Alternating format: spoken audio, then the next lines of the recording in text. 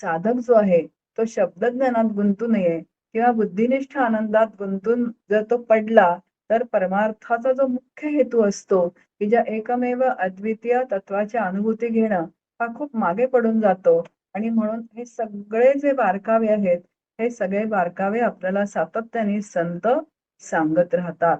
म्हणून आपुलेन अनुभवे कल्पनेसी मोडावे मग सुकाळी पडावे अनुभवाचे. म्हणून जो इथे समर्थ म्हणतात की आपला जो अनुभव आहे त्यांनी काय करतो अनुभव गाठीशी ठेवावा आणि त्या पद्धतीने सातत्याने विचार करत जावा.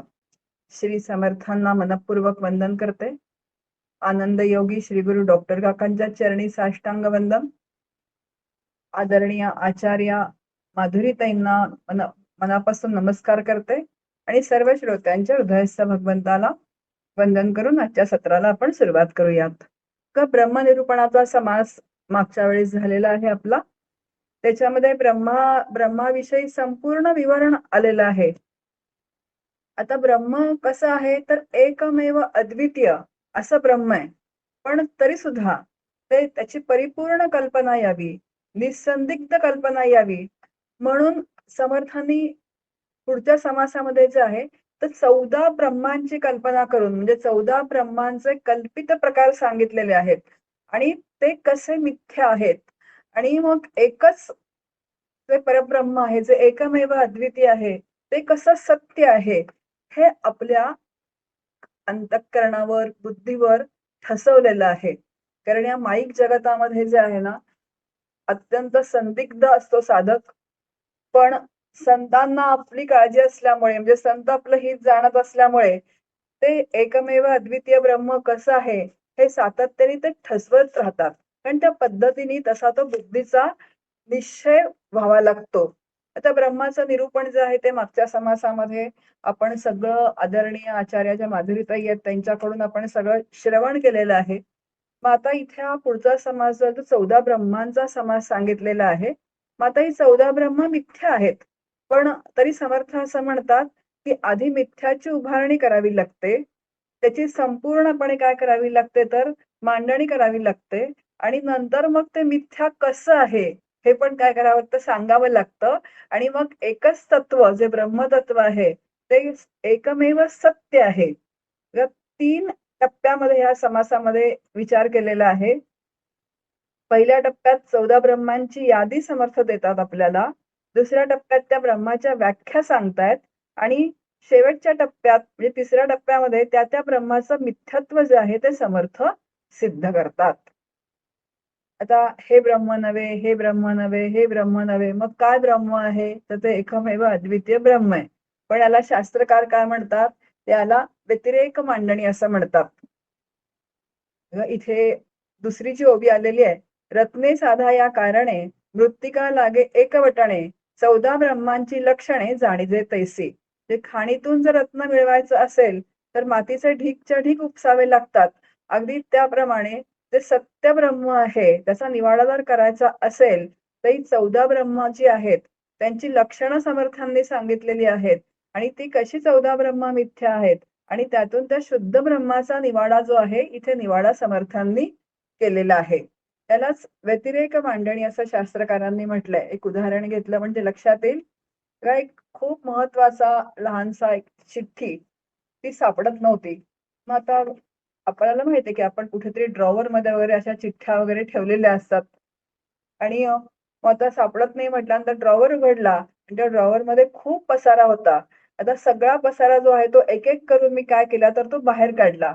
पण ही माझी चिठ्ठी नाही, ही माझी चिठ्ठी नाही. मग तो सगळा पसारा बाजूला काढला आणि मग त्याच्या आतमध्ये माझी चिठ्ठी सापडली.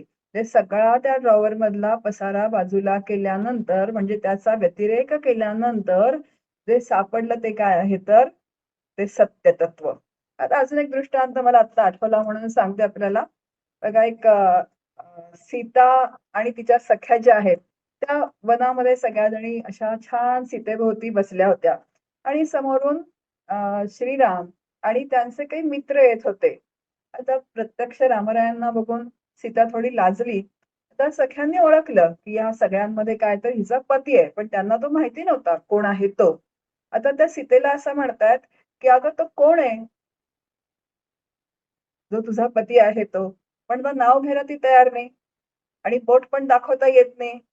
मग त्या असं म्हणायला लागल्या सीतेला, "आता आम्ही सांगतो त्याप्रमाणे तू आम्हाला उत्तर दे." त्या सीतेला म्हणाल्या, की "हा आहे का तो?" आता बरेच तिथे समोर होते म्हणजे रामराय आणि त्यांच्या सगळे भोवती जे होते अनेक जण. तर "हा आहे का तो?" तर ती म्हणायची, "हा नाही." मग दुसरी ती सखी म्हणायची, "हा आहे का तो?" मग ती म्हणायची, "हा नाही." असं करत शेवटी त्या म्हणाल्या, की "हाच का तो?" आणि जेव्हा खरे रामराय आले, तेव्हा ती मौनावली, ती लाजली. ती काहीच बोलली नाही. म्हणून "यतो वाचा निवर्तन्ते अप्राप्य मनसा सह." तिचे शब्द तिथे थांबून गेले. म्हणून "शब्दे विना संवादिजे, इंद्रिया नेणता भोगीजे." अशी ही त्या व्यतिरेकासाठी उदाहरण सांगितलं. म्हणून ही व्यतिरेक मांडणीची पद्धती जी आहे, तिथे समर्थांनी 14 ब्रह्मांसाठी वापरलेली आहे. म्हणजे प्रथम मिथ्याची उभारणी केली आणि मग त्याची संवारणी केली आणि मग ते मिथ्या कसं आहे ते सांगितलं आणि मग सत्य ब्रह्माचं जे आहे ते सत्य ब्रह्माचं वर्णन केलेलं आहे. त्या 14 ब्रह्मामध्ये पहिलं ब्रह्म जे आहे ते शब्द ब्रह्म आहे. तर समर्थ त्याचं वर्णन करतात, "अनुभवे वीणा जो भ्रम, या नाव शब्द ब्रह्म." ते अनुभव काहीही आलेला नाहीये. पण ब्रह्माचं वर्णन हे शब्दांच्याच माध्यमातून केलं जातं. मग ब्रह्म कसं आहे आणि कसं नाही? कसं आहे? अज आहे, अजर आहे, अमर आहे, अनादी आहे, नंतर निराकार आहे, ते निरवयव आहे. असं काय होतं तर शब्दांनीच त्या परब्रह्माचं वर्णन केलेलं आहे. आता अनुभवाच्या प्रांतात आपण गेलेलोच नाहीये. पण तरी सुद्धा त्याला शब्दांनी त्याचं आपण वर्णन करतोय. कारण काहीतरी तरी अंदाज आपल्याला यायला पाहिजे की नाही? कारण शब्दांनीच आपल्याला जाणून घ्यावं लागतं. ज्याला आपण परोक्ष ज्ञान म्हणतो. आणि परोक्ष ज्ञानाने शब्दांनीच या सगळ्या संकल्पना ज्या आहेत, या सगळ्या संकल्पना आपण समजावून घेत असतो. की जीव म्हणजे काय? ब्रह्म म्हणजे काय? माया म्हणजे काय? जीवच आत्मरूप कसा आहे? आत्माच ब्रह्मरूप कसा आहे? हे शब्दांनी आपल्याला समजावून घ्यावंच लागतं. त्याशिवाय ते आपल्याला कळत नाही. बघा, वेद, श्रुती, स्मृती हे देखील काय करतात? ते ह्या शब्दांनीच वर्णन करतात. कारण अनुभवाच्या प्रांतात शिरायला त्यांना परवानगीच नाहीये. त्यांनाही तिथे काय आहे तर मर्यादा आहे आणि त्या अनुभवाचं वर्णन त्यांना करता येत नाही कारण तिथे ते मौनावतात. एक अजून छान दृष्टांत आहे. एकदा सगळे ऋषी जे आहेत ते श्रुतीकडे गेले आणि ते म्हणाले, कारण आता श्रुती काय करतेय तर परब्रह्माचं वर्णन करते. मग ते श्रुतीकडे गेले आणि म्हणाले, की "तू परब्रह्माचं वर्णन जे आहे ते करतेयस, तर ते आम्हाला तू सांग, की ब्रह्म कसं आहे?" आता श्रुती म्हणाली, की "असं करा, एक-एक वस्तू या दृश्य जगतामधल्या ज्या आहेत, त्या तुम्ही माझ्यासमोर आणा. मग मी सांगेन ब्रह्म कसं आहे." आता ऋषी म्हणाले, "ठीक आहे." तर दृश्य जगतामधल्या सगळ्या एक-एक करून त्या ऋषींनी त्या वस्तू श्रुतीसमोर आणल्या. तर ती म्हणते, "हे ब्रह्म नाही, हे ब्रह्म नाही, हे ब्रह्म नाही." आता बराच काळ गेला. ऋषी थोडे कंटाळले आणि रागावून म्हणाले, की "अगं तुला माहित नाही तर नाही म्हणून सांग की. तू कशाला आम्हाला एवढं सगळं आणायला लावतेस?" आता श्रुती म्हणते, की "मला माहित नाही हेच त्याचं वर्णन आहे. न इति, न इति." आता श्रुती सुद्धा कशाने वर्णन करतेय तर शब्दांनीच वर्णन करतेय. त्यात 2 विद्या आहेत. एक अपराविद्या आणि दुसरी पराविद्या. द्वै विद्या वेदितव्ये इति हस्म पराच अपरा. अपरा म्हणजे काय? माया. आता हे ब्रह्म पण कशामध्ये मोडतं? म्हणजे आता शब्दांनी जेव्हा आपण त्याचं वर्णन करतो, तेव्हा त्या मायेनेच त्याचं काय करावं लागतं तर वर्णन करावं लागतं. मग ज्या ब्रह्माचा अनुभव घ्यायचा आहे, त्याच्या उंबरठ्यापर्यंत हे शब्द ब्रह्म जे आहे ते आपल्याला नेतं. आणि म्हणून तुकाराम महाराज म्हणतात, "आम्हा घरी धन शब्दांचीच रत्ने." आणि तेच तुकाराम महाराज म्हणतात, "मन वाचा तित रूप तुझे." कारण वाणी काय बोलते? शब्द बोलते, नाम घेते, शास्त्र सांगते, प्रवचन करते, कीर्तन करते, नाना ग्रंथांचा अभ्यास करते. म्हणून वेदांना काय म्हटलेलं आहे? वेद ही शब्द राशी, नाही ज्ञान तयापाशी, जे वेदांगुली निर्देशी ती परविया. जे वेद काय आहेत तरी शब्दांच्या राशी आहेत. वेद म्हणजे ज्ञान नव्हे. वेद कशाकडे अंगुली निर्देश करतात? तर शब्द जिथे संपतात, तिकडे ते वेद अंगुली निर्देश करतात. म्हणून त्याला असं म्हटलंय, जे शब्दे विण संवादीचे, इंद्रिया नेणता भोगीचे. म्हणून शब्द निरपेक्ष, जिथे शब्द मौनावतात, तिथेच काय आहे तर परब्रह्माची अनुभूती आहे. आता अजून इथे शब्द ब्रह्माचा विचार आपला सुरू आहे. बघा आता शब्द ब्रह्म जे आहे त्याला काय म्हणतात, अजून आप्त वाक्य ज्याला म्हणतात, की जे श्रीगुरूंच्या मुखातून येतं. आता श्रीगुरु पण ब्रह्मरूप झालेले आहेत. ते ब्रह्मरूप झालेले असल्यामुळे त्यांच्याच मुखातून तत्वमसी महावाक्याचा उपदेश जो आहे तो शिष्याला व्हावा लागतो. आता दोन आहेत, एक अवांतर वाक्य आहे आणि दुसरं महावाक्य आहे. अवांतर वाक्य म्हणजे महावाक्यासंबंधी जो तपशील सांगितलेला असतो त्याला अवांतर वाक्य म्हणतात. म्हणजे जो आता आपण सगळा अभ्यास करतोय ते. आणि महावाक्य जे आहे ते 4 महावाक्य जे आहेत त्यातलं तत्वमसी हे उपदेश महावाक्य आहे. आता ही दोन्ही वाक्यच आहेत. पण एक महावाक्य आहे, दुसरं अवांतर वाक्य आहे. पण हे सगळं श्रीगुरूंच्या मुखातूनच या शिष्याला उपदेश व्हावा लागतो, की ते ब्रह्म तू आहेस. आणि त्याचं सोहम साधनेमध्ये रूपांतर शिष्याने करून घ्यायचं असतं, म्हणजे प्रथम पुरुषीमध्ये, की ते ब्रह्म मी आहे.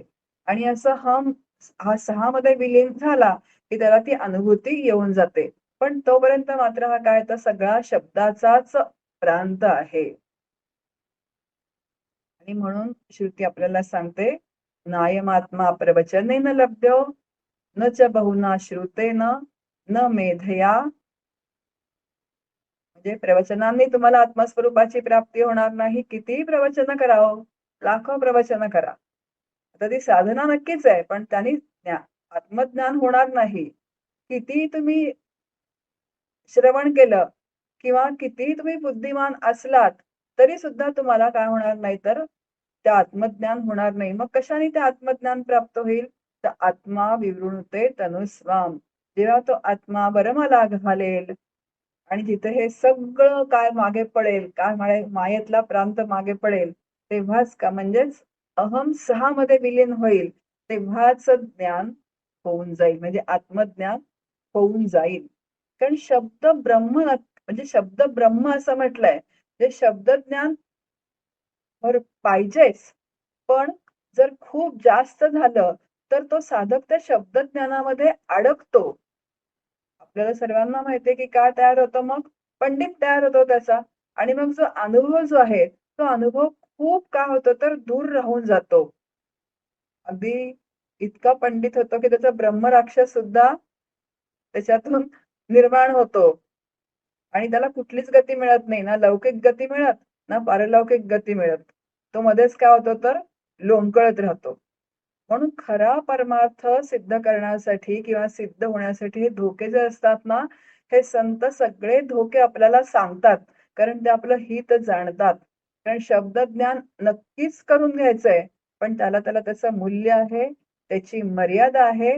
म्हणून शब्द ब्रह्म हे मायेत येत असल्यामुळे शब्द ब्रह्म पण कसं आहे तर मिथ्या आहे. म्हणून शब्द ब्रह्म समजावून घेऊन ते बाजूला सारलं. ती ओवी सातत्याने लक्षात ठेवायची. रत्ने साधा या कारणे मृत्तिका लागे एकवटणे. जे खाणीतून रत्न मिळवायचं असेल तर मातीचे ढीग उपसावे लागतात. मग आता एक शब्द ब्रह्म काय जाणून घेतलं आणि ते काय केलं आपण तर ते बाजूला सारलं. पुढे येतं ते एकाक्षर ब्रह्म. एकाक्षर ब्रह्म म्हणजे अक्षर ब्रह्म. आता सृष्टी ज्यावेळेस निर्माण होते त्यावेळी पहिलं अक्षर निर्माण झालं. ते ओम हे अक्षर निर्माण झालं. आता ओंकार हा अत्यंत मंगलमय आहे, पवित्र आहे आणि ब्रह्मभावनेने उपास्य आहे. ओंकारावर ब्रह्माची कल्पना करून ओंकार उपासना करतात. आता आपल्या सगळ्यांना माहिती आहे. आणि ओंकार हे परब्रह्माचं आलंबन आहे. कठोपनिषद म्हणतं, एतत् आलंबनम श्रेष्ठम, एतत् आलंबनम परम. परब्रह्म हे स्वसंवेद्य आहे. स्वसंवेद्य याचा अर्थ तेच होऊन ते जाणणं, याला स्वसंवेद्य असं म्हणतात. आणि ओंकार ब्रह्माचा वाचक आहे. आता वाचक कसा आहे तर ओंकारात 3 मात्रा येतात, अ, उ, म. आणि त्याच्यावरती अर्धचंद्र असतो आणि त्याच्यावरती एक टिंब असतो. अ म्हणजे अकार, उ म्हणजे उकार, म म्हणजे मकार. आता अकार म्हणजे जागृती, उकार स्वप्न आणि मकार सुषुप्ती. हे एक एक अक्षर एकेका अवस्थेचं काय आहे तर प्रतीक आहे. आणि वरती जो अर्धचंद्र आहे ती म्हणजे मूळ माया आणि त्याच्यामध्ये जो टिंब आहे ते म्हणजे कूटस्थ चैतन्य म्हणजे परब्रह्म. आता डोळ्यासमोर ओंकार आणा म्हणजे लक्षात येईल त्या परब्रह्माच्या अधिष्ठानावरती, म्हणजे वरती जे कूटस्थ आहे त्या परब्रह्माच्या अधिष्ठानावरती मूळ मायेने, जे जो अर्धचंद्र आहे त्या मूळ मायेने हे संपूर्ण विश्व निर्माण केलं. आणि खाली जागृती, स्वप्न आणि सुषुप्ती, अ उ आणि म या 3 काय आहेत तर मात्रा आहेत. म्हणजे ओंकारापासून हे संपूर्ण काय झालेलं आहे तर जग निर्माण झालेलं आहे. बघा 3 अवस्था आहेत. पण 3 अवस्था कशा असतात? जागृतीमध्ये आपण जागा असतो तेव्हा 2 अवस्था नसतात. झोपलेलं असतो तेव्हा काय असतात तर जागृती आणि सुषुप्ती नसते. आणि सुषुप्ती असते तेव्हा जागृती आणि तिथे स्वप्नावस्था नसते. पण आता या 3ही अवस्थांमध्ये आपलं जीवन जे आहे ते सातत्याने काय असतं ते चाललेलं असतं. मग आता ही ओंकाराची उपासना जी आहे, ज्याला एकाक्षर ब्रह्म असं समर्थ म्हणतायत. तर ती जी करायची म्हणजे काय करायचं? तर बघा जेव्हा ओंकार आपण म्हणतो, तो ओंकार लांबवतो. जे जागृती, स्वप्न, सुषुप्ती आणि मूळ माया ओलांडून त्या स्थिर कुठे व्हायचं आहे, तर त्या टिंबावरती स्थिर व्हायचंय. म्हणजे परब्रह्मावरती अंतःकरण वृत्ती जे तिथपर्यंत आपल्याला न्यायची अतिशय एकाग्र करून. पण गडबड कुठे होते माहितीये? मी ओंकाराच्या क्लासला जायचंय, तेव्हा मग एकमेकींमध्ये चर्चा चालायची, की "अगं तुला ओंकार जमतो का? तुला ओंकार जमतो का?" ती म्हणते, "नाही मला ना खूप छान दीर्घ ओंकार घेता येतो." तर दीर्घ ओंकार कशासाठी घ्यायचा आहे? तर आता ओंकार हे आलंबनच आहे, ते साधनच आहे. आणि साधनं ही नेहमी काय असतात तर माईक असतात. पण साधन मला कुठपर्यंत नेतात? तर त्या साध्यापर्यंत न्यायला ती मला मदत करतात. आणि जेव्हा आपण दीर्घ ओंकाराची सतत प्रॅक्टिस करत राहतो, तेव्हा त्या कूटस्थावरती आपली चित्तवृत्ती एकाग्र होते आणि कूटस्थ म्हणजे परब्रह्म आहे. पण ओंकार हे जे आहे खाली, ते अक्षर ब्रह्माचं कल्पित शरीर आहे. तर अक्षर म्हणजे काय? तर क्षर होत नाही ते अक्षर. जे नाश पावत नाही ते अक्षर. आणि क्षर म्हणजे काय? जे झिजतं ते क्षर. मग आता अक्षर परब्रह्माच्या खाली हे सगळं जे आहे जागृती, स्वप्न, सुषुप्ती, मूळ माया हे काय आहे तर सगळं क्षर आहे. आणि म्हणून ओंकार हे कल्पित शरीर असल्यामुळे हे पण मिथ्या आहे. म्हणून संत जे आहेत आपल्या बुद्धीचा हळूहळू निश्चय करत करत आपल्याला सत्य ब्रह्माकडे नेतात. रत्ने साधा या कारणे मृत्तिका लागे एकवटणे. पुढे आपल्या समोर ठेवलेलं आहे ते आकाश ब्रह्म. समर्थ म्हणतात खम ब्रह्म ऐसे वचन, खम शब्दे आकाश ब्रह्म. त्या संत परब्रह्माचं जे वर्णन करतात की ब्रह्म कुठे नाहीये हो? सगळीकडे आहे. अशी जागाच नाहीये की परब्रह्म नाहीये. ओतप्रोत भरलंय. ओतश्य प्रोतश्य अशी श्रुती आहे. जसा घडा आपण भरतो बघा धान्याने आणि असं हलवून, हलवून, हलवून, हलवून आपण त्याला भरतो. आणि एक वेळ अशी येते की आपण म्हणतो त्याच्यात एकही दाणा आता ह्याच्यामध्ये बसणार नाही. अगदी त्याप्रमाणे हे अनंत कोटी ब्रह्मांड जे आहेत, त्याच्यामध्ये खचाखच असं काय आहे तर ते परब्रह्म ओतप्रोत भरलेलं आहे. आता काहीतरी आपल्याला कल्पना येण्यासाठी म्हणून श्रुती वेगवेगळ्या पद्धतीने आपल्या समोर सांगते की ते परब्रह्म कसं आहे. संत वचन आपल्याला माहितीये, "त्रिता ठावया राघवे वीण नाही, त्रिभुवन संचले विठ्ठले गा, भरला घनदाट हरी दिसे." आणि हा संतांचा अनुभव आहे की ब्रह्म या विश्वात जे आहे ते भरून उरलेलं आहे. आत बाहेर विश्वाला काय तर व्यापून आहे. अनंत कोटी ब्रह्मांडाच्या आत बाहेर ते व्यापून आहे. तर अनंत कोटी ब्रह्मांडांच्या आत बाहेर व्यापून आहे, पण आपल्याला अनुभवाला येतं का हो? आपल्याला काय दिसतं?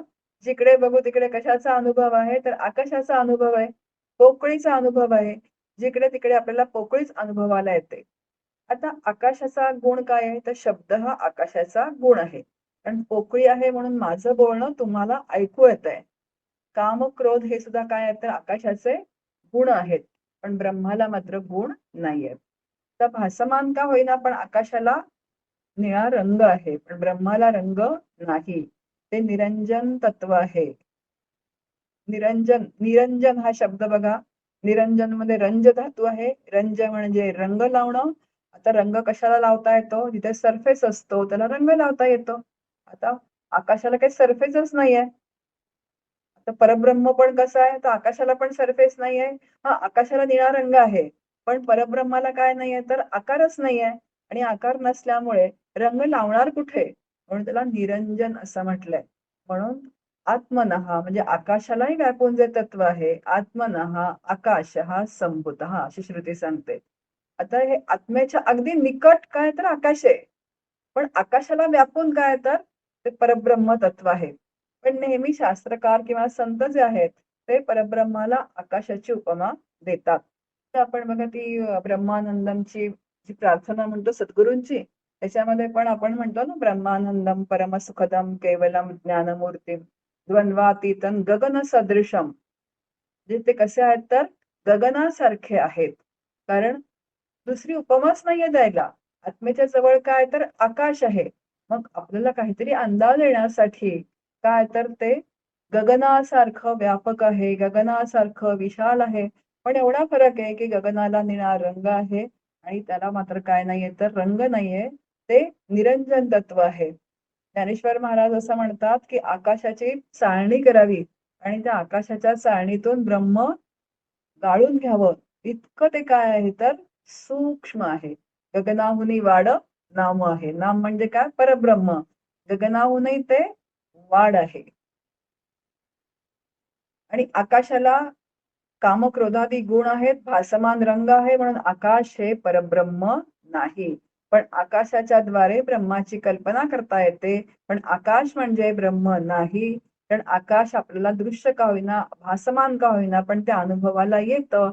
आणि अजून एक महत्वाचा मुद्दा म्हणजे पंचमहाभूतांमधलं एक ते महाभूत आहे. आणि पंचमहाभूत ही अचेतन जड आहेत. आणि हे तत्व जे आहे ते चेतन आहे. म्हणून आकाश हे ब्रह्म नाही. बघा आता किती वेगवेगळ्या पद्धतीने आपल्याला समर्थ इथे सांगतायत. कारण अनंत जन्मांचे संस्कार जे आहेत आपल्यावर, कारण सततच आपल्या पंचमहाभूतांमध्ये चाललेलं जीवन आणि त्या पंचमहाभूतांनाच आपण काय समजतो तर ब्रह्म समजतो. म्हणून साधक म्हणून जन्माला आलो म्हणजे आल्यानंतर संत आपल्या या चुकीच्या कल्पना ज्या आहेत या शास्त्रशुद्ध पद्धतीने आपल्याला समजावून सांगत काय करतात त्यांचा निराश करतात आणि बुद्धीला हळूच त्या तत्वापर्यंत नेत राहतात. म्हणून समर्थ म्हणतात रत्न साधा या कारणे वृत्तिका लागे एकवटणे. बाजूला करा. जर एकमेव अद्वितीय परब्रह्म तत्वाची मला अनुभूती घ्यायची असेल तर हे बाकीचं जे सगळं आहे हे काय करा तर हळूहळू विवेकाने बाजूला करत राहा. पुढे सर्व ब्रह्म आलेलं आहे. आता आपण हे सर्व असा जो शब्द वापरतो तेव्हा सर्व शब्दाचा अर्थ माझ्या सकट असलेलं सगळं जग असा उल्लेख करतो.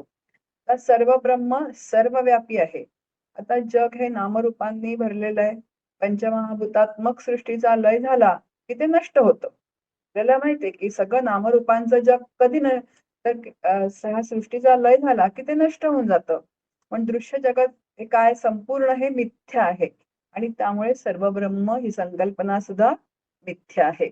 आता ब्रह्म गुणरहित आहे, त्याला गुण नाही, पण जगाचे गुण त्याला लावले जातात. आता बघा जग कसं आहे, नाशिवंत आहे, साकार आहे. मग जे जे आकाराला आलेलं आहे ते ते नाशिवंत. मग सर्व ब्रह्म अविनाशी अविनाशी कसं होणार हो?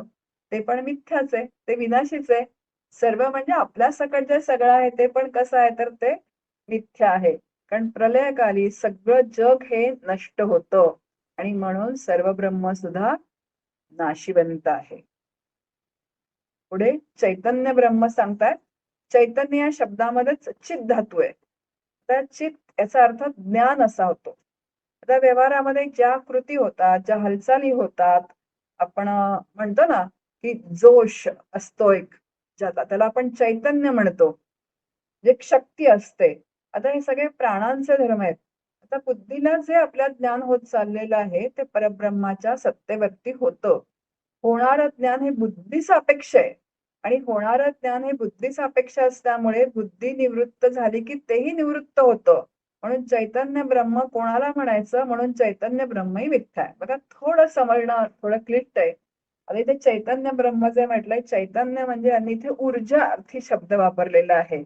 आता हे जे ज्ञान होतं म्हणजे आपण म्हणू की प्राणांची एक ऊर्जा असते. एक शक्ती जी आहे ती अनुभवाला येते त्याला चैतन्य ब्रह्म म्हटलेलं आहे. आणि बुद्धीची शक्ती आहे त्याला चैतन्य ब्रह्म असं म्हटलंय. पण बुद्धीला शक्ती देणारा कोण आहे तर ते परब्रह्म आहे. ते चैतन्य आहे. आणि सगळं जे आपल्याला ज्ञान होतं या सृष्टीतलं ते बुद्धी सापेक्ष आहे. म्हणजे बुद्धी आहे, बुद्धी सापेक्षतेने मला मोबाईलचं ज्ञान होतं, बुद्धी सापेक्षतेने मला पुस्तकाचं ज्ञान होतं. पण आता बुद्धीच जर निवृत्त झाली तर काय होईल? तर ते ज्ञानही निवृत्त होऊन जातं. म्हणून त्यांनी ह्याला जे चैतन्य ब्रह्म म्हटलेलं आहे ते चैतन्य ब्रह्म सुद्धा समर्थ काय म्हणतात तर ते मिथ्या आहे. पुढे म्हटलेलं आहे की सत्ता ब्रह्म. आता सत्ता शब्द काय सुचवतो? कुणाची तरी, कुणावर तरी सत्ता आहे. म्हणजे शब्द दोन सुचवतो इथे. कारण हाताखाली काम करणारं कोणी असल्याशिवाय सत्ता शब्द सिद्ध होत नाही, की माझी याच्यावरती काय आहे तर सत्ता आहे.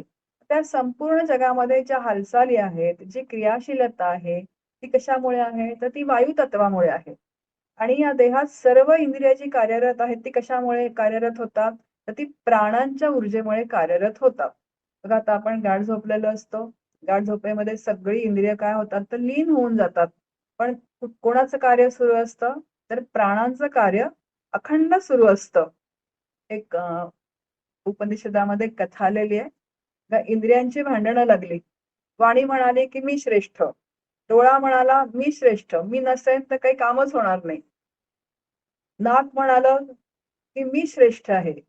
म्हणजे ही जी 5 ज्ञानेंद्रिय आहेत, ती प्रत्येक जण आपापल्याला काय म्हणायला लागले तर मी श्रेष्ठ आहे, मी श्रेष्ठ आहे. आता हे सगळं कोण बघत होता लांबून? प्राण बघत होता.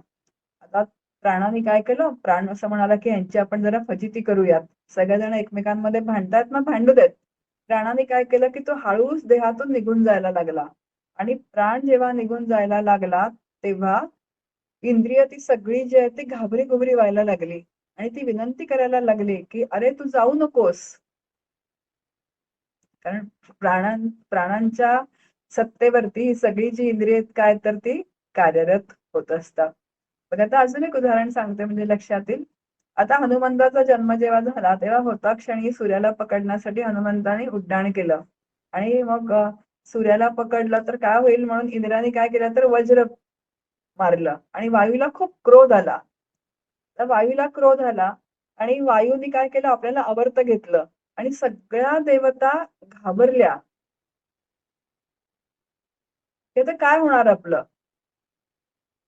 बघा आता वायू जरी असला तरी तो पण कसा अचेतन जड आहे की न, पण प्राणांचा प्राण वायूला चैतन्य देणारा हा कोण आहे तर अगदी सगुणाच्या भाषेत बोलायचं तर हनुमंताचे प्राण कोण आहेत तर श्रीराम आहेत. म्हणजे ते परब्रह्म श्रीराम आहेत. म्हणजे त्या वायूला चेतनत्व देणारा म्हणजे ब्रह्मांडामध्ये सुद्धा आणि पिंडामध्ये सुद्धा ते चैतन्य आहे. म्हणून काय आहे तर त्याला सत्ता आहे. एरवी ते सत्ता ब्रह्म कसं आहे तर ते मिथ्या आहे. कारण प्राण अचेतन जड आहेत, माईक आहेत, म्हणून ते नाशिवंत आहेत. आणि प्राणांचा प्राण जो आहे ते परब्रह्म तत्व जे आहे ते अविनाशी तत्व आहे. आणि म्हणून सत्ता ब्रह्म पण इथे समर्थ म्हणतात मिथ्या आहे. पुढे साक्ष ब्रह्म असं म्हटलेलं आहे. आता साक्ष ब्रह्म म्हणजे मी साक्षीत्व भावाने प्रपंचामध्ये राहते असं वाक्य जेव्हा मी म्हणते तेव्हा साक्षीत्वासाठी साक्षी लागतो. आणि ज्याचं साक्षीत्व करायचं आहे तो पदार्थ आणि साक्षीत्व अशी त्रिपुटी तिथे असते. बघा परत सांगते. मी साक्षीत्व भावाने प्रपंचात राहते असं वाक्य जेव्हा मी म्हणते तेव्हा साक्षीत्वासाठी एक साक्षी लागतो. साक्षीत्व ज्याचं करायचं तो पदार्थ म्हणजे ती व्यक्ती असेल. पदार्थ म्हणजे ती व्यक्ती आणि साक्षीत्व अशी एक तिथे त्रिपुटी असते. म्हणजे 3 गोष्टी लागतात. आणि साक्षीत्व हा अंतःकरणाचा धर्म आहे आणि ब्रह्माला मात्र अंतःकरण नाहीये. तर मुंडक उपनिषद ब्रह्माला दिव्य पुरुष असं म्हणतं. आता दिव्य पुरुष जो आहे तो सर्वत्र व्यापून आहे, सदा समत्वाने व्यापून आहे, अज आहे, अजर आहे, अमर आहे, अप्राण आहे, अमन आहे आणि एकमेव अद्वितीय आहे. तिथे द्वैत किंवा त्रिपुटी काहीही संभवत नाही. सांडिली त्रिपुटी दीप उजळला घटी असं ते त्रिपुटी रहित ब्रह्म असल्यामुळे साक्ष ब्रह्म हे सुद्धा मिथ्या आहे. रत्ने साधा या कारणे मृत्तिका लागे एकवटणे म्हणून साक्ष ब्रह्म सुद्धा आपण काय केलं तर ते बाजूला केलं. पुढे सगुण ब्रह्म. आता सगुण मध्ये काय, तर सगुण ब्रह्मामध्येच काय, सगुण या शब्दामध्येच गुण हा शब्द आहे. ज्याला गुण आहे ते सगुण. आता समर्थ सृष्टी निर्मितीचा क्रम सांगतात. प्रथम मूळमाया निर्माण झाली, मग गुणमाया, जडमाया, नंतर गुणमाया म्हणजे सत्व रज तम, आणि जडमाया म्हणजे पंचमहाभूतांची पृथ्वी आप तेज वायू आकाश. आता त्रिगुण हे काय, तर मायेचं स्वरूप आहे. नंतर जडमाया ही पण मायेचं स्वरूप आहे. पण परब्रह्म कसं आहे, तर गुणातीत आहे. आपण अथर्व शीर्षामध्ये म्हणतो त्वम गुणत्रयातीतः, आणि ते गुणत्रयातीत आहे म्हणून त्वम ब्रह्मास्त्वम. आता हे 3 गुण, पंचमहाभूतांची माया ही उत्पन्न होते, काही काळ टिकते आणि काही कालांतराने लय पावते. म्हणजेच मायेला उत्पत्ती आहे, स्थिती आहे आणि लय आहे. परब्रह्माचं वर्णन भगवद्गीतेमध्ये भगवंत करतात, अनादित्वात निर्गुणत्वात परमात्मा अव्ययः. जे ते अनादी आहे त्याला सुरुवात नाही, ते निर्गुण आहे त्याला गुण नाही, असं जे परमात्मा तत्व आहे ते अव्यय आहे, म्हणजे त्याला झीज नाही. ते ज्याला गुण आहेत त्याला काय असते, तर झीज असते. म्हणून सगुण ब्रह्म हे कसं आहे, तर ते सुद्धा मिथ्या आहे. आता पुढे अजून एक छान इथे विचार आलाय की निर्गुण ब्रह्म पण समर्थांनी काय म्हटलेलं आहे, तर मिथ्या म्हटलंय. तर हे कसं काय मिथ्या असेल, बघा विचार करूया. निर्गुण ब्रह्म, तर सगुण सापेक्ष निर्गुण हा शब्द येतो. आता ब्रह्म सगुण नाही, मग कसं आहे होते, तर निर्गुण आहे. सगुण ब्रह्म आता आपण बघितलं की ते कसं आहे, तर नाशिवंत आहे. तसं निर्गुण हा पण कसा आहे, तर शब्दच आहे. शब्दच आहे तो सुद्धा, म्हणजे सापेक्षतेने आलेला शब्द आहे. मग आता सगुण आणि निर्गुण, हरिपाठामध्ये माऊली काय म्हणतात, अगुण हा शब्द वापरतात. सगुण निर्गुण गुणाचे अगुण, जिथे सगुण पण नाही निर्गुण पण नाही, मग ते कसं आहे, तर अगुण आहे. आता ब्रह्म हा इदंतेचा विषय होत नाही. इदंता म्हणजे हा ही हे. आता थोडा विचार करूयात. हा ही हे म्हणजे हे ब्रह्म आहे. जसं आपण म्हणू की हा पांडुरंग आहे, ही रुक्मिणी आहे आणि हे मंदिर आहे. हा पांडुरंग, ही रुक्मिणी, हे मंदिर. आता ज्याप्रमाणे हे दाखवता येतं किंवा सांगता येतं, त्याप्रमाणे असं हे ब्रह्म दाखवता येत नाही. हा पांडुरंग विटेवर उभा आहे असं ज्ञान झालं, पण असं ब्रह्माचं ज्ञान होत नाही. ब्रह्माच्या सत्तेवर सर्वांचं ज्ञान होतं, पण त्याचं ज्ञान मात्र कशानेच होत नाही. म्हणून सगुण निर्गुण गुणाचे अगुण, सगुण नाही निर्गुण नाही, कसं आहे ते अगुण परब्रह्म आहे, की ते फक्त अधिष्ठान रूपाने आहे आहे आहे. आता खूप छान शास्त्रकारांनी विचार केलाय, पण तो आता आपण विचार करू नये. आता अधिष्ठान थोडं तरी सांगतंय. आता अधिष्ठान आणि अध्यस्त हे 2 शब्द सुद्धा सापेक्षतेने आहेत की न? अधिष्ठान म्हणजे परब्रह्म आणि अध्यस्त जे भासतंय आपल्याला, ते काय आहे, तर ते संपूर्ण हे जग आहे. मग जोपर्यंत अध्यस्त भासतंय तोपर्यंत अधिष्ठान आहे. अध्यस्थाचा भास पण नाहीसा होतो, तेव्हा अध्यस्त पण नाही, अधिष्ठान पण नाही. फक्त काय आहे, तर आहे. खूप मोठी झेप आहे ती. याचा आत्ता आपण विचार करायला नको. म्हणजे परब्रह्माच्या सत्तेवरती हे सगळं जे जग आहे, हे सगळं जे जग आहे ते भासमान होतंय आणि त्याचीच सत्ता या संपूर्ण जगताला आहे. श्रुती म्हणते, न तत्र सूर्यो भाती न चंद्र तारकम नेमा विद्युतो भाती कुतोयम अग्निः तमेव भांत अनुभाती सर्वम तस्य भासा सर्वम इदम विभाती. कठोपनिषदामध्ये श्रुती आलेली आहे की सूर्य, चंद्र, तारे, अग्नी हे सगळे ब्रह्माच्याच प्रकाशाने प्रकाशमान होतात. संपूर्ण विश्व त्याच्याच प्रकाशाने प्रकाशमान, आता जे आपल्याला अनुभवाला येते ते प्रकाशमान आहे. म्हणून सगुण सापेक्ष निर्गुण ब्रह्म पण मिथ्या आहे. म्हणून ते आहे. ते आपल्याला कळण्यासाठी म्हणून सगुण आणि निर्गुण असे शब्द वापरतात. कारण काहीतरी शब्द ब्रह्माचा जो आपण विचार केला, काहीतरी शब्दांनी सांगितल्याशिवाय आपल्याला त्याचा अंदाज येणार कसा? आणि म्हणून शास्त्रकार हे शब्द वापरतायत. पण समर्थांनी इतकं आपल्याला उंचीवर नेलेलं आहे, की सगुण निर्गुण सुद्धा नाही हो. त्याच्याही पलीकडे ते नुसतं आहे आणि आहे. म्हणून निर्गुण ब्रह्म सुद्धा कसं आहे, तर थोडं आपल्याला काय वाटतं, तर अवघडच वाटतं ऐकताना. पण निर्गुण ब्रह्म सुद्धा मिथ्या आहे. पुढे म्हटलेलं आहे वाच्य ब्रह्म. आता केनोपनिषदामध्ये श्रुती आहे, यतो वाचो निवर्तन्ते अप्राप्य मनसा सह. म्हणजे वाणीसह मन जे आहे ते निवृत्त व्हावं लागतं. पण शब्दज्ञान वाणीनीच बोलावं लागतं. मनाने त्याचा विचार करावा लागतो. प्रवचन, कीर्तन हे सगळं करावं लागतं. कारण का तर ब्रह्माविषयीची जी विपरीत भावना आहे ती काढून टाकण्यासाठी शास्त्रशुद्ध विचार जो आहे तो वाणीनी म्हणजे हे सगळ्या माध्यमातून जो आहे तो करावा लागतो. पण अनुभव काळी मात्र वाणी निवृत्तच व्हावी लागते. म्हणून साधकांनी काय करायचं असतं तर वाणीला वळण लावायचं. आधी मनाला वळण लावायचं. अनंत वाचाळ वरळती वरळ तया कैसा गोपाळ पावे हरी. उपद्व्यापी बोलणं कमी करून फक्त शास्त्र चर्चा, नाम साधना आणि मग आहे की वाणीची वाणी जे परब्रह्म आहे. त्या वाणीला सुद्धा कोणाची सत्ता आहे तर त्या परब्रह्माची. केनोपनिषद म्हणतंय वाणीची वाणी. म्हणून वाणीने ब्रह्मासंबंधी बोलता येईल पण ते ब्रह्म असणार नाही. म्हणून ते वाच्य ब्रह्म पण कसं आहे तर ते परब्रह्म नाही. रत्ने साधा या कारणे वृत्तिका लागे एकवटणे. वाणीने ब्रह्म शब्द बोलता येईल पण वाणीला ब्रह्म कळणार नाही.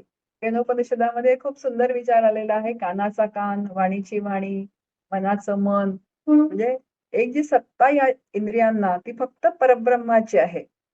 पुढे म्हटलेलं आहे की अनुभव ब्रह्म.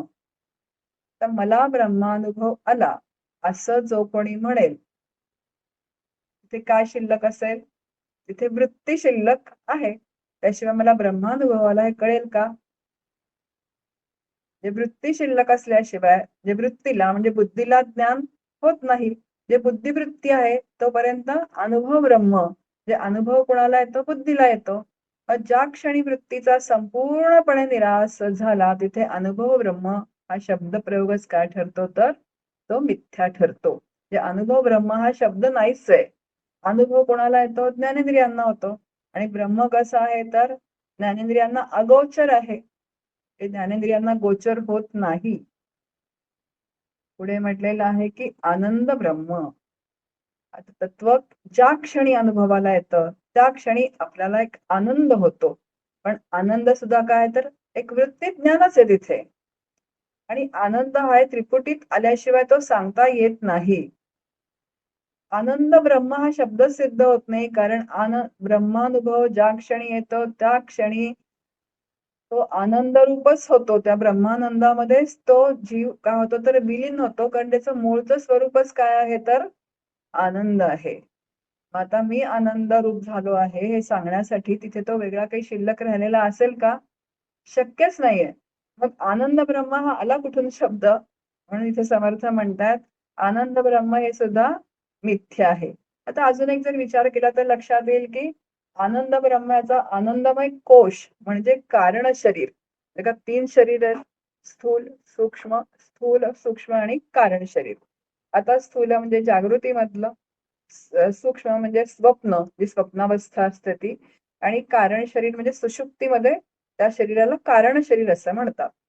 आता गाढ झोपलं की जी अवस्था म्हणजे जागृतीमधून अ, आपण जेव्हा काय म्हणू आपण गाढ झोपतो. म्हणजे जागृतीमधून गाढ झोपेला जे कारण होतं आणि गाढ झोपेतनं जागृतीमध्ये यायला जे कारण होतं त्याला कारण शरीर असं म्हणतात.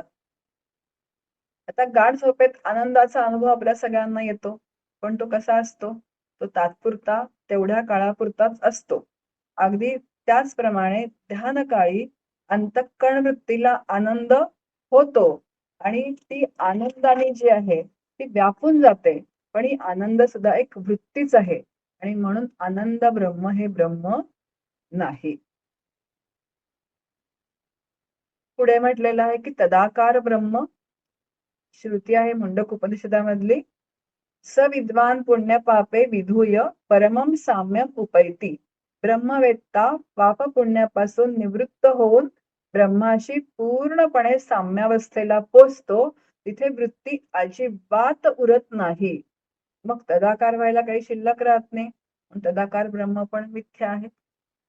आता थोडस ना व्यवस्थित आपण आपलं जर चिंतन केलं ना लक्षात येईल म्हणजे हा जो जीवनमुक्त आहे किंवा जो ब्रह्मज्ञानी आहे, जो ब्रह्मवेत्ता आहे, त्याला पाप आणि पुण्य काही राहत नाही, ते सगळं निवृत्त होऊन जातं आणि संपूर्णपणे त्या परब्रह्माशी तो एकरूप होतो.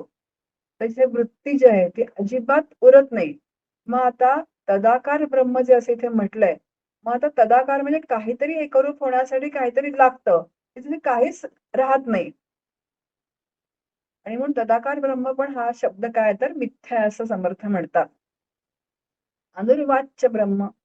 आता वाच्य ब्रह्म आपण बघितलं आता. मग आता त्याच्या सापेक्ष इथे काय शब्द वापरलाय? अनुर्वाच्य ब्रह्म. आता अनुर्वाच्य हा पण काय तर शब्द आहे. जे ज्याप्रमाणे वाच्य ब्रह्म मिथ्या, त्याप्रमाणेच अनुर्वाच्य ब्रह्म सुद्धा मिथ्या आहे. त्याच्याबद्दल काहीच बोलता येत नाही असं त्याला अनुर्वाच्य म्हणजे आपण म्हणू की माया. वाच्यवाणीने बोलणं आणि अनुर्वाच्य म्हणजे सत असत विलक्षण अनिर्वचनीय मिथ्या या अर्थी आपण जे म्हणतो माया, ते पण कसं आहे तर ते मिथ्याच आहे. वाच्य ब्रह्म अनुर्वाच्य ब्रह्म असे दोन शब्द इथे वापरलेले आहेत. म्हणून पहिल्या टप्प्यामध्ये ब्रह्माची यादी देतात, दुसऱ्या टप्प्यात त्या ब्रह्माच्या व्याख्या देतात समर्थ आणि शेवटच्या टप्प्यात त्या ब्रह्माचं मिथ्यत्व सिद्ध करतात की परब्रह्म जी आहेत ती कशी मिथ्या आहेत हे आपल्याला समर्थ सांगतात. आता आपल्या लक्षात आलं असेल की ही 14 ब्रह्म कुठपर्यंत, जोपर्यंत आपलं मन आहे तोपर्यंत, हे सगळी जी आपल्याला सांगितली म्हणजे अंतःकरण नावाचा घटक आहे. त्या अंतःकरणाला ह्या सगळं समजतंय तोपर्यंत.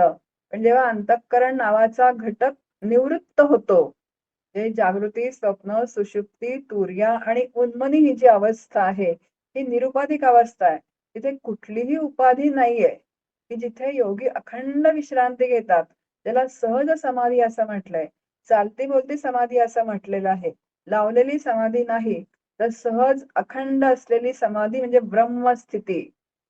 अशी जेव्हा येते, जेव्हा एकमेव अद्वितीय परब्रह्माची अनुभूती येते, या सगळ्या ब्रह्मांच्या अतीत जी अवस्था आहे ती, तिथे काय आहे तर अखंड समाधान आहे. त्याला स्थितप्रज्ञा भगवद्गीता काय म्हणते? आता स्थितप्रज्ञा म्हणजे त्या समाधी स्थितीमध्ये काय तो अखंड नसतो. एकदा त्या परब्रह्माचा अनुभव आल्यानंतर समाधीतनं जेव्हा व्युत्थान पावतो, तेव्हा त्याला वासुदेवच सर्वमिती सगळीकडे काय अनुभूती येते त्याला, तर सगळीकडे एकच परब्रह्म ओतप्रोत असं भरलेलं आहे. आणि जिकडे बघू तिकडे त्याला काय येतं तर फक्त त्या परब्रह्माचीच अनुभूती येते. बाकी त्याला कुठेच काहीच दिसत नाही. सगळीकडे परमात्माच अनुभवाला येतो. घनदाट तत्वच ते सगळीकडे काय आहे तर भरलेलं दिसतंय. आणि ते असं काही वस्तूसारखं दाखवता येत नाही. हे इथे असं ब्रह्म आहे. पण तो जो महात्मा आहे तो मात्र काय त्या सहज स्थितीमध्ये, अखंड त्या स्थितीमध्ये रममाण झालेला असतो. ते 14 ब्रह्म सांगितल्यानंतर पुढे समर्थ असं म्हणतात की हे ब्रह्म जे आहे ना, आता आपण हा जो सगळा विचार केला आता, आपुले ना अनुभवे कल्पनेसी मोडावे मग सुकाळी पडावे अनुभवाचे.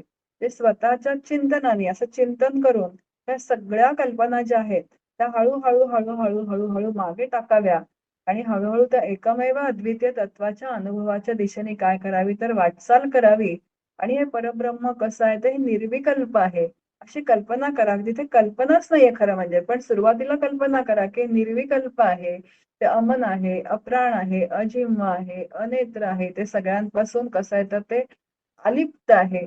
कारण कसं आहे की आपण व्यावहारिक सत्तेमध्ये अनेक कल्पना करत असतो की नाही, मनोराज्य ज्याला आपण म्हणतो ते. आता त्या खरं सत्यामध्ये उतरतात का? एखादी कधीतरी प्रारब्धानुसारी असेल तर ती उतरून जाते. पण तरी आपलं मन काही मनोराज्य करण्याचं थांबत नाही प्रापंचिकाचं. कितीतरी मनात अनेक अनेक अनेक कल्पना येत असतात. मी अमुक करेन, मी ढमुक करेन, मी टमुक करेन, असं करेन, तसं करेन. काहीतरी काहीतरी सुरूच असतात कल्पना. मग इथे समर्थ असं म्हणतात की जर कल्पना करणं हा मनाचा स्वभावच आहे, तर मग संवादी कल्पना का का करत नाही? तर संवादी कल्पना कुठली? तर मी ब्रह्म आहे. ही संवादी कल्पना करा ना. कल्पनेचे एक बरे, मोहरिताच मोहरे, स्वरूपी घालिता भरे निर्विकल्पी. कारण कल्पनेचा एक खूप चांगला गुण आहे, की ती जेवढी खुलवावी तेवढी ती खुलत फुलत राहते. आणि मग मी ब्रह्म आहे, ब्रह्म आहे असं करत, मग मी काय नाही हे मागे सारत. म्हणून व्यतिरेक मांडणी जे सांगितले ना, मी हे नाही, मी ते नाही, मी अमुक नाही, बिनअमुक नाही, तो पण काय तर तो एक अभ्यासच आहे. आणि मग हळूहळू त्या सगळ्या ते मागे टाकत टाकत मी ब्रह्म आहे अशी जर कल्पना केली, तर त्या अंतःकरण वृत्तीला ती काय लागते तर सवय लागते आणि एक दिवस ती अंतःकरण वृत्ती मला त्या निर्विकल्प परब्रह्मामध्ये नेऊन सोडते. आणि 14 ब्रह्म कशी ठरतात मग त्यावेळेस? मातीमोल ठरतात. आणि मग त्या एकमेव अद्वितीय तत्वाची अनुभूती येऊन जाते. बघा इथे निर्विकल्पासी कल्पिता, कल्पनेची नुरे वार्ता, निसंगास भेटो जाता निसंग होईचे. निर्विकल्पाची कल्पना करता करता कल्पना लयाला जाते आणि ती असंग आत्म्याला भेटताच ती निसंग होते. म्हणून स्वतःचे अस्तित्व स्वतःच्या प्रचंड पसाऱ्यासह ती विसरून जाते. आणि हे जे असं ब्रह्म आहे म्हणून समर्थ म्हणतात रत्न साधा या कारणे मृत्तिका लागे एकवटणे 14 ब्रह्मांची लक्षणे पाविजे तैसी. म्हणजे ही जगतरूपी किंवा देहरूपी वृत्तीची माती दूर केल्यानंतर ब्रह्मज्ञानाचं रत्न हाती येतं. आणि हा या सर्व मांडणीचा हेतू आहे. आणि म्हणून ही संपूर्ण मांडणी 14 ब्रह्मांची मी इथे केलेली आहे. कारण साधक जो आहे तो शब्दज्ञानात गुंतू नये किंवा बुद्धिनिष्ठ आनंदात गुंतून जर तो पडला तर परमार्थाचा जो मुख्य हेतू असतो की ज्या एकमेव अद्वितीय तत्वाची अनुभूती घेणं हा खूप मागे पडून जातो. आणि म्हणून हे सगळे जे बारकावे आहेत हे सगळे बारकावे आपल्याला सातत्याने संत सांगत राहतात. म्हणून आपुलेन अनुभवे कल्पनेसी मोडावे मग सुकाळी पडावे अनुभवाचे. म्हणून जो इथे समर्थ म्हणतात की आपुलेनी अनुभवे, आपला जो अनुभव आहे त्याने काय करतो अनुभव गाठीशी ठेवावा आणि त्या पद्धतीने सातत्याने विचार करत जावा. अशी खूप छान मांडणी समर्थांनी या समासामध्ये केली आहे. जेव्हा आपण समास हा वाचतो अभ्यास करतो तेव्हा छान समजावून घेतो तेव्हा लक्षात येतं की खरंच आहे की शब्द ब्रह्म अगदी एक साधी गोष्ट आहे. शब्द ब्रह्मामध्ये आपण किती अडकलेलो असतो आणि शब्द ब्रह्मामध्ये जेव्हा साधक अडकतो तेव्हा त्याचा पंडित होतो. अजून मग मी किती प्रवचन छान करते, मी किती छान लेख लिखते आणि तिथेच तो अडकून राहतो. आणि म्हणून हे धोके सगळे जे आहेत या धोके जाणून घेऊन संतांनी सगळी मांडणी केली आहे की किती शब्द ज्ञान झालं तरी सुद्धा ते ब्रह्म नाही. ते तुम्हाला त्या उंबऱ्यापर्यंत नेतं पण उंबऱ्याच्या आत ढकललं की शब्द काय येतात तर ते मागेच फिरतात. आणि म्हणून 14 ब्रह्म ही मिथ्या असून फक्त एकच ब्रह्म जे आहे ते सत्य आहे. आणि पुढे समर्थांनी जो चौथा समास आहे त्याच्यामध्ये परत विमल ब्रह्म सांगितलेला आहे. आधी पण ब्रह्मनिरूपणाचा समास झाला, ब्रह्माची लक्षणं सांगितली, नंतर ते एकमेव अद्वितीय ब्रह्म ठसल्यानंतर परत साधकाची अजिबात संदिग्धता राहू नये म्हणून 14 ब्रह्मांची मांडणी केली. 14 ब्रह्मांची मांडणी केल्यानंतर व्यतिरेकाने ती सगळी ब्रह्म बाजूला सारल्यानंतर एकमेव अद्वितीय परब्रह्म कसं सत्य आहे हे सांगितलं. आणि परत पुढच्या समासामध्ये चौथ्या समर्थ विमल ब्रह्म जे आहे ते विमल ब्रह्म कसं आहे याचं वर्णन आपल्या समोर करतात. अतिशय सुंदर असा समास आहे. आता विमल ब्रह्मानंतर परत द्वैत कल्पना निरसनाचा खूप सुंदर समास. हा पूर्ण दशक जो आहे ना खूप छान आहे. आता इथून पुढे जे विचारणार आहेत 7व्या दशकामध्ये आणि 8व्या दशकामध्ये आता आपण समास टू समास चिंतन करतोय.